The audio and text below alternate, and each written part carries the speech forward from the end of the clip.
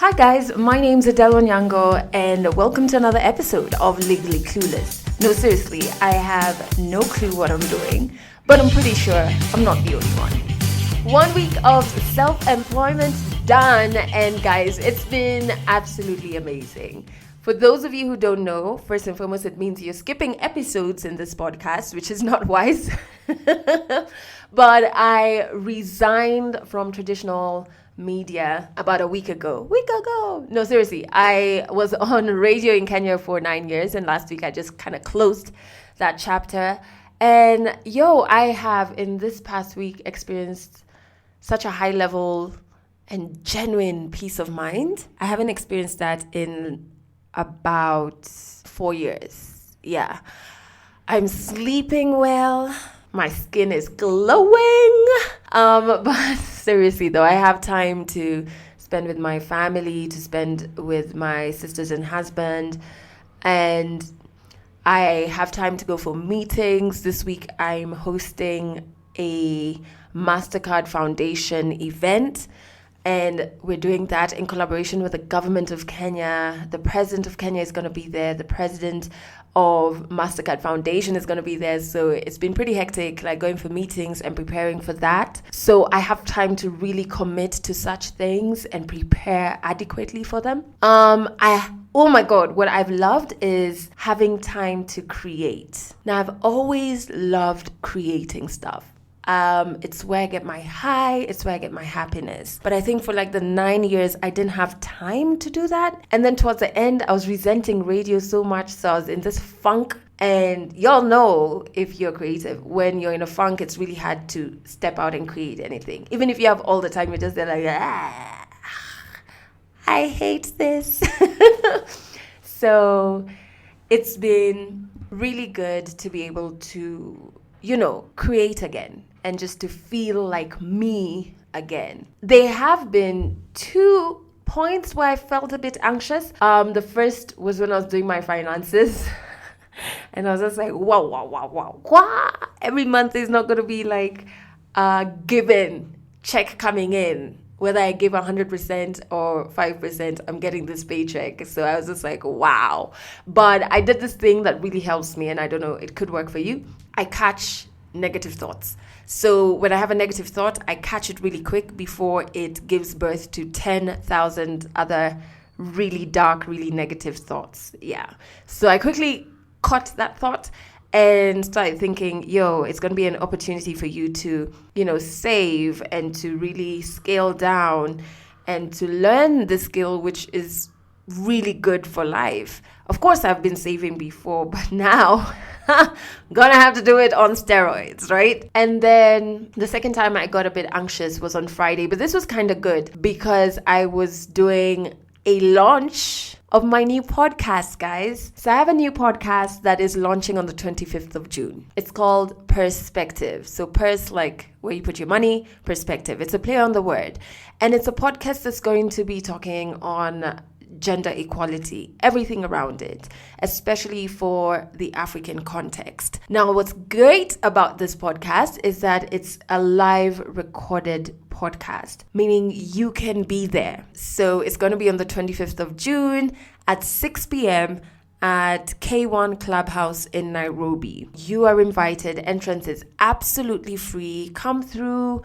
Bring as many guys there in your life, because I want it to be a safe space where men and women can talk about living in this man's world, in this patriarchal society, and we can share experiences, share stories, and hopefully at the end of the night learn something and unlearn something. So this week on my Instagram, which you can follow me on, that's at Adele Onyango, I'm going to be announcing our panelists at this first episode of Perspective. There are 4 guys and girls who are so powerful. They really are new Africa, I would call it that. Like, they represent this new energy, this vibrance, this wanting to make Africa a better space, make it thrive, regardless of how complex a conversation can get. They're always willing to dive right in. So I'm really excited because it took me a long time to pick out the panelists, but I think I did a good job. So 25th of June at K1 Clubhouse in Nairobi, Parklands area. We start at 6 p.m. So be on time, and it's absolutely free. Anywho, but this is not perspective. This is Legally Clueless. So I want to dive right into today's 100 African story. And this one is really interesting because it's an African who grew up not in Africa. And I went to her home to record this particular story. It was just so interesting. Her name is Chiki. Chiki is Nigerian and she was raised in the UK. She settled down in Kenya. And she is a dancer, but she's also really, really passionate about women empowerment and just using her art, which is dance, to bring about change. When I approached her and I asked her, yo, I'm doing this 100 African stories thing, and you are a great storyteller, so I'm pretty sure you have some stories to share. And she was like, where do I start? Which story do you want? She had 10,000 stories and we had to single down on one. What I love about this particular story is that it really explained to me something that I've been wondering about every time I watch the news. Every time I watch the news about London, about places in the UK, they're talking about having a crisis around knives. I know you probably felt this too when you'd watch all those stories. I'd be like, this is really sad, but it's also really peculiar to me. I can't really understand it. Well, Chiki's story is about that one time that she jumped in front of a knife. 100 African stories. There is no proper life that you live in university as a musician. If I constantly just walked around feeling sorry for myself, I'm never going to get anything done. There was a bit of frustration in between all of that. I've been breaking my back for this company. Therapy is not for the weak or for the crazy. Stories from Africa. Hi, I'm Chiki Kuruka. And I'm repping the green, white, green Nigeria itself. So my background, not many people know, is working with mental health. So in the UK, there's a big connectivity, and I'm sure probably there is all over the world, between homelessness and mental health, because often people who have some form of mental ill health, who can't manage their living, who don't necessarily have family to support them, end up homeless. So we used to have a service in the UK which used to have people who suffered from some form of mental ill health and had experienced homelessness. First of all, being in the UK as a black person or as a mixed person is a really unique experience. Somehow you end up being connected to other black, especially other African people, just because of your sameness. If you're 5% of the population, you will find people who look, who think, who have similar cultural values to you. So I remember this Congolese guy coming into our service. It was a live-in service. It used to be 50 guys who used to live under one roof. And most of them had either some form of schizophrenia, some form of psychosis. It was normally some form of psychosis. So I remember being super happy when this amazing African guy came in. And I just thought he was brilliant because I really understood him. He reminded me of all the value systems that I had experienced at home, be it respect, be it the way you treat women. I just really, really liked him. Really liked him and really understood him. Even the Africanness, the kind of male African response often of volume, not necessarily having a point, just getting louder for the sake of getting louder. So when he used to do that, a lot of my British counterparts used to feel really intimidated, whereas it was context driven for me. I'd seen that happen at home. I'd seen that happen in my circles. It was never this guy is, going off the chain. For me, I was just he's a Congolese man. It's pretty normal. He in particular suffered from schizophrenia, and the type of schizophrenia that he used to suffer from was race-based kind of experiences of paranoia. So he used to feel as if when he was walking down the road, people were calling him the N-word. People would be calling him a monkey. He used to hear monkey voices a lot.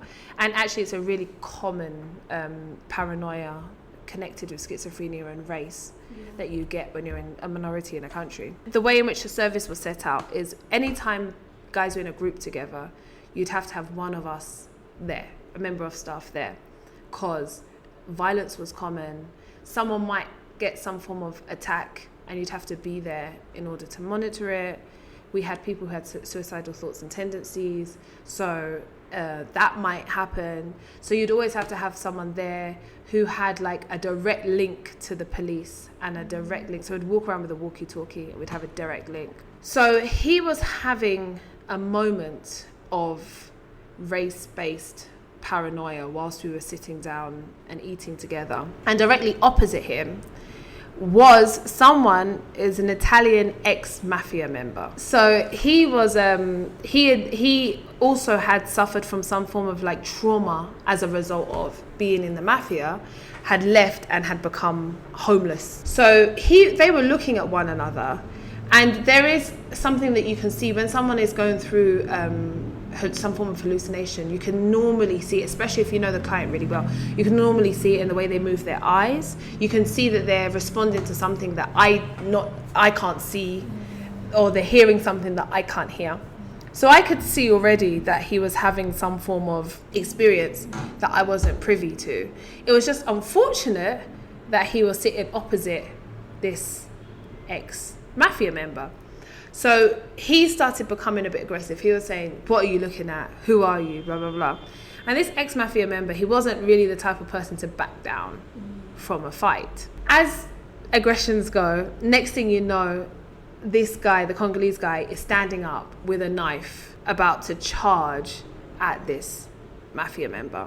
And in my head, I thought three things. I thought, if this guy leaves, this is going to bleed into every stereotype that already exists about black people in the UK. Violent, aggressive, knife crime, so on and so forth. No one is going to take time to realise this guy is suffering from something genuine. That was my first concern. My second thing was, I felt like I understood his cultural perspective well enough to know that although he was having a hallucination, there would be some hard lines that he probably wouldn't cross. AKA touching a woman. That was so drilled into him that you don't touch a woman.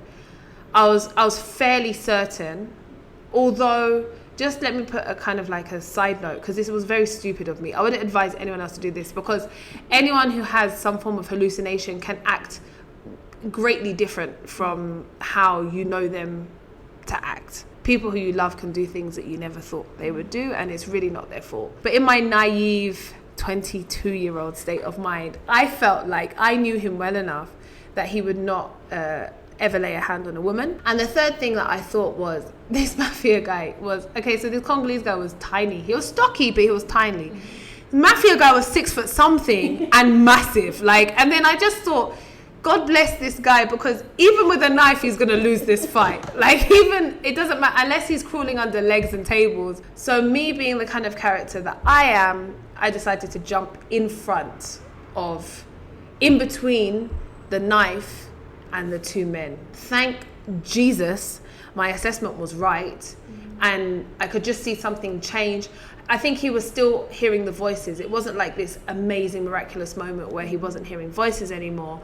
But I definitely think he could see, because often when you're hearing voices, it depends where you are in your point of kind of like illness, and how far gone you are. But he was at a point where it was manageable voices. He could tell the difference between what is happening right here and what is plausibly a voice, if you were to ask him questions about it. So him seeing me made him stop and slow down and drop his knife and sit down. And then obviously after that I had to call the police to carry them both out of the space. I just sat in the middle until the police came. They both were removed from the dining area. Now, you try go and telling that story to your dad. So after that, I was put on, not disciplinary, I was warned by because the rule is that you can't put yourself or anyone else at risk. That's kind of like rule number one if you're working for that kind of service, because it puts the service at risk. If you injure yourself, they have to pay out an insurance or whatever. So I was in big trouble at this point for making that decision. By the way, I still don't regret it. Someone would have ended up in jail if it wasn't for me, or someone could have ended up dead. I still don't regret it, but I do understand why they put these protections in place. Now, I went home and explained this story to my dad. My dad was like, he was hearing voices. How do you know the voices weren't telling him to kill you? It didn't go down well. It was really bad. Actually, for a while, my dad insisted on kind of like calling me sporadically during the day to make sure, like during the work day, to make sure that I wasn't jumping in front of any knives or, you know, doing anything like that. But there's something about being a minority that just makes you feel like I'm responsible for the image and for the protection of people who look like me. I'm not saying it's the right thing, but when you hear so much negative media about people who look like you, and when you hear so much negative press about people that look like you, some of it being just cultural differences, there is something that gets into you, not necessarily jump in front of a knife. I know, Adele, you ain't jumping in front of no knife. Like, Adele's running. But there is something that gets into you that makes you feel like this story is going to be my story somehow. It's going to be another statistic that when I go for a job interview, people will see. It's going to be another storyline that people will see. So it's just, I guess, being a minority, we need to do better. Why did I start working in this space? Anyone who's studied metaphysics and philosophy as a degree will know there's not many job prospects. So when I saw an advert in the paper, I was like, yes, sounds all right, mental health. I like drama, like that will do. Literally, that's how I started working in mental health. And within a week, I just knew I was rightly placed because I was doing community outreach work. I was connecting people who were ill with the local community. I just knew by sheer luck, I'd fallen into a space that I was comfortable with. So that's why. Why did I go back? Because I didn't think I'd done anything wrong. And the thing is, in my head, everyone was making such a big deal out of it. In my head, I'd done my own risk assessment. Okay, now I'm 10 years older. It was a dumb risk assessment, and I understand why everyone had a problem with it. But at the time, I was just like, what's the problem? I was so power to the people. Like, I could have had it tattooed on my forehead. So, like, for me, I just felt like I didn't die. No one died. It's fine. Let's keep it moving. Everyone needs to just relax. So that's why I didn't see any reason of not. I knew I was in trouble, but I thought that trouble I could handle. So yeah, I could have been in worse trouble. So that, and what did it change in me? I think at the time, it made me realize that you really do have different types of people. You do have fight or flight. And it scared me how my immediate reaction is just fight. And that doesn't necessarily mean fight as in getting into a physical fight. That might be protect. That means, but my immediate reaction is not run. It's to try and stay and do something about it, which scared me to an extent because I was just like, where does that end? If it's not a knife, it's a gun. If it's not a gun, and if I'm the type of person who's going to put myself at risk of danger because of something that I believe is right, then man, like that could end up really, really bad. But then it also made me feel like I'm a boss bitch. Like, it really made me feel like if I'm not scared of much, like I can really. So it also on the flip side made me feel quite empowered because I was like, I really feel like I can handle myself. I really feel like I don't need someone to validate my decision-making process. At the time, everyone thought I was stupid, but I still left feeling like I understood. And still now, I acknowledge it was stupid, but I left feeling like I know why I did what I did.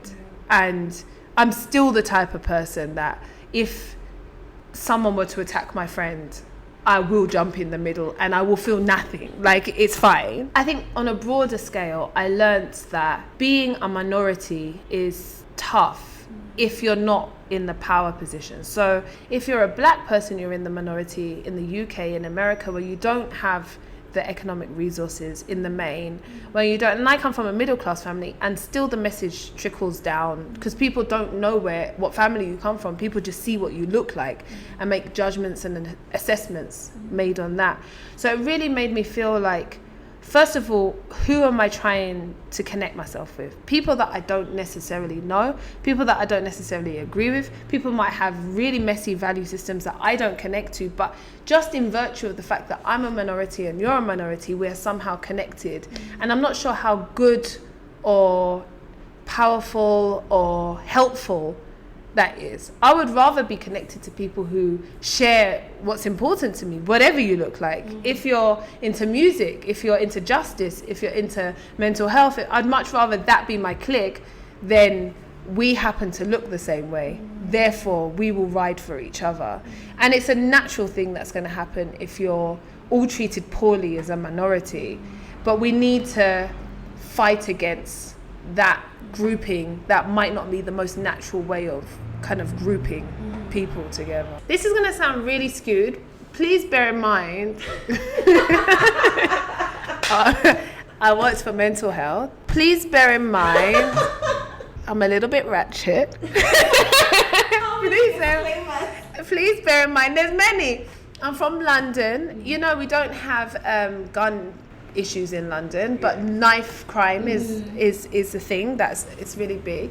So just bear these things in mind when I tell you 6. All of them are very different circumstances. I still feel like in the main, I wouldn't change most of those scenarios. I also feel like my dad always told me, if you see a knife for too long, it's not coming for you. And I've really always lived by that. Like, if you're waving a knife around, I'm probably okay. I'm not saying people should live by that. You might not be okay, you know, but if most of the time with the stories that you hear where people get stabbed, it was out of the blue. Like, you didn't see it coming, you know. As long as I can see the knife, it's okay. Now when you start being shifty and your hands are in your pockets, that's when I have more of a problem. But if I can see the instrument, then it's better. At least it's better. I wouldn't jump in front of a gun. Just call me Cheeky the Knife Jumper. Like, that's my new tag name now.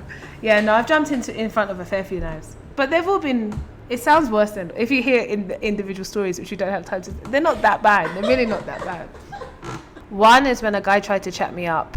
When I said no, brought out a knife, and then I still said no, and he stayed with his knife. Idiot. The third one was when we had, there was a dispute between a husband and a wife, again within the mental health service, and the husband was coming, and they were both homeless, and she had just had a baby. So she was holding the baby, but it was like she had a massive coat on and the baby was wrapped up. So he brought out the knife, but he didn't realize she had a baby. So I jumped in to remove the baby in Kenya. Yeah. So we were being mugged on Waiyaki Way. And a guy came to try and mug us on Waiyaki Way. So at first I was just kicking my bag down, and like all 3 of us in the car are London girls, and honestly there is really something about being born and bred in London, like your threshold is just probably a bit different. So it wasn't just me, you know, my friend jumped out of the back too, and then is when she jumped out that he turned around and had like a little blade. So then I jumped in, but I jumped in to pull her back. That was on Waiyaki Way. Someone was having suicidal attempts, many suicide attempts. It was a man, and he had been threatening for a long time to cut his private area, because in the man that's the quickest way to bleed out. So we were in his room. So again, in the mental health service, you'd have to patrol people's rooms. So I went to his room and I saw that he had a knife, and I saw that he had blood on his arms. So I could see that probably the next place that he was going to was his groin. So I pushed him down and then lay on top of him and then removed the knife. I'm surprised I haven't been fired from all of these things, you know. Like, I'm now looking back, I just got a lot of slapped wrists. And the final one, now I'm trying to think, was when I was in a club. It was in a bar, some chick was eating. There was a guy and a girl, and I was with a group of girls, but only one of them was my friend. Some of them were friends of friends. So the girl had been going on and on. We were in a restaurant. We had been 2 other places before her. The girl had been going on and on about how her boyfriend's this awesome guy. It seemed like they were kind of new into a relationship. You know how it is, like honeymoon. Yeah. Oh, he's so nice, he's so lovely, he treats me so well, oh. So I'm just there like, oh, that's nice. We ended up in the club and we saw the same guy kissing a girl. I have never seen anything like it, because the chick thought she was in Game of Thrones or something, because she got a knife and was running like, attack, like. So that one again, and it was funny because he was at another side. We had been sitting up on a level, so she saw him from up on the level. So when she jumped off the level, he still hadn't seen that there was a knife coming for him. She still hadn't seen. So I just ran after her and pulled her back and pulled the knife off of her. And then she was just crying, how could he do this to me, cheeky? I was just like, was it worth going to jail for? Like, was it really worth going to jail for? But that's a lie, because now that I think of it, there was a few times in school as well. Like now, this, now I'm thinking of these stories. But please understand, London, our issue is knives. Our issue is knives, and it's not. That's like, knives are the issue because we don't have a gun. We don't have guns. In London, okay, the recent thing is acid, but my entire upbringing, it was knives. And it was never how the media portrayed it. Like, it was normally just a moment of frustration. The quickest thing to you is a knife or a fork or whatever, and attack, That was in the main. Of course, you have some people who walk around with knives, but you also need to understand there's, like I was saying about my first story, black incarceration is a problem. So if you're a minority group and you don't feel protected, you do end up finding a way to protect yourselves, and we don't have guns. So the knife is the next best option. Not that it's okay, not that it's justifiable. People lose their lives. It's sick. It's wrong. But I always think rather than judging, it's about understanding why this issue exists in the first place. My ex I remember going to court because he was found with knives in his boot. And it was such an emotional moment for me because only 6 months prior, he'd been in intensive care because he'd been jumped by some kids in the local area from another. We have this thing called postcode warfare, trying to pretend that we're American in like a stupid. So he'd been jumped by some kids because he'd gone to visit his grandma, and he happened to be in a postcode, and people knew him from a crew in another postcode, so they jumped him, beat him up to the point of intensive care. So that thing really messed him up. So he started walking around with a knife, because when it was like reported to the police treat it as this is gang versus gang, whatever. They didn't put any real psychological support involved. They didn't really treat him like a victim. They did treat the other guys like criminals, but they didn't really address the core issue that, well, now what's this guy gonna do? If you're not really making it, they didn't really get to the root of it. They were just like, look, these few boys have done this, but even if you arrest these few boys, postcode warfare still exists.